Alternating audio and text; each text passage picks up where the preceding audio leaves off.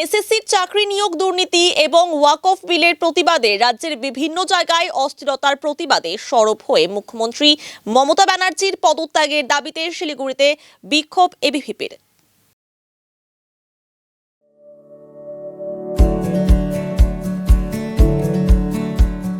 Pampered, not just a hospital, but a mother.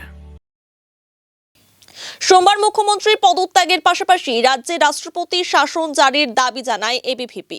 এদিন প্রথমে হাসমি চকে পোস্টার হাতে প্রতিবাদে সামিল হয় এবিভিপির কর্মী সমর্থকরা।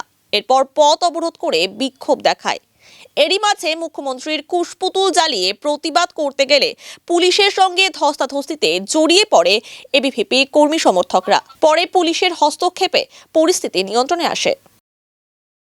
আপনারা সকলেই জানেন, এসএসসি দুর্নীতির জন্য একমাত্র এর জন্য দায়ী মমতা ব্যানার্জি এবং তার ভাইপো সমেত রাজ্য জুড়ে যে তৃণমূলের চটিচাটা নেতারা যারা রয়েছে তারা চাকরি দিল পয়সা দিয়ে, এবং যারা যোগ্য যারা ছিল এই চটিচাটা মমতা ব্যানার্জি এবং তার সাঙ্গপাঙ্গদের জন্য যোগ্য শিক্ষকরা আজকে চাকরি হারা, তাদের মধ্যে একজন সুইসাইড করেছে।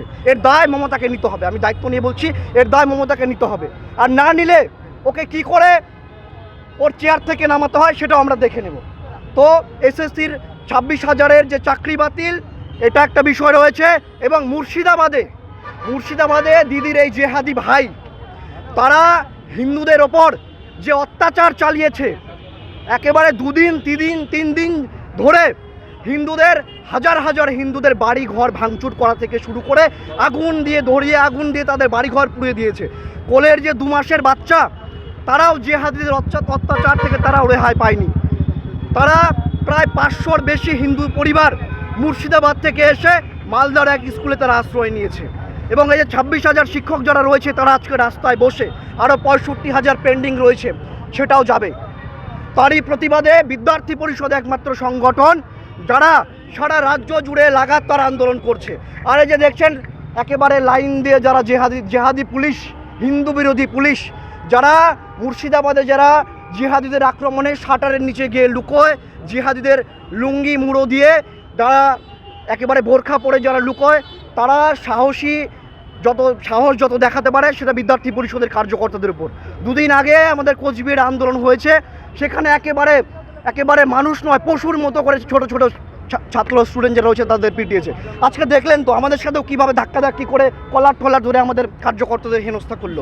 এটা রাজ্যের যে অপদার্থ নির্লজ্জ বেহায়া মুখ্যমন্ত্রী মমতা ব্যানার্জি দোকান কাটা, আজকে ওনার কুশপুতুল আমরা দাহ করছি।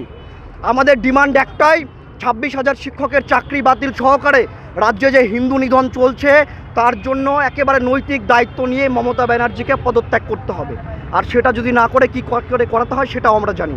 এবং রাজ্যে রাষ্ট্রপতি শাসন জারি করতে হবে, এই ডিমান্ড নিয়ে বিদ্যার্থী পরিষদ আজকে রাস্তায় নেমেছে। পুলিশ কিভাবে নিজের জানের প্রাণের ভয়ে এই জিহাদির থেকে বাঁচতে তারা লুকোচ্ছে। তো রাজ্যে এই যে দুচারিতা, গণতন্ত্রকে বারংবার হত্যা করা, মমতা ব্যানার্জি তাদের জিহাদিদেরকে কিভাবে প্রশ্রয় দিচ্ছে বাংলায়। তাই মমতা ব্যানার্জি রাজ্যে সর্বত্র এই স্লোগান উঠেছে, এই জিহাদি সরকার, এই তোষণের সরকার অবিলম্বে দূর হটাতে হবে। তাই আজকে বিদ্যার্থী পরিষদ শিলিগুড়ির রাজপথে এই প্রতিবাদের বিক্ষোভে নেমে দাবি দিচ্ছে।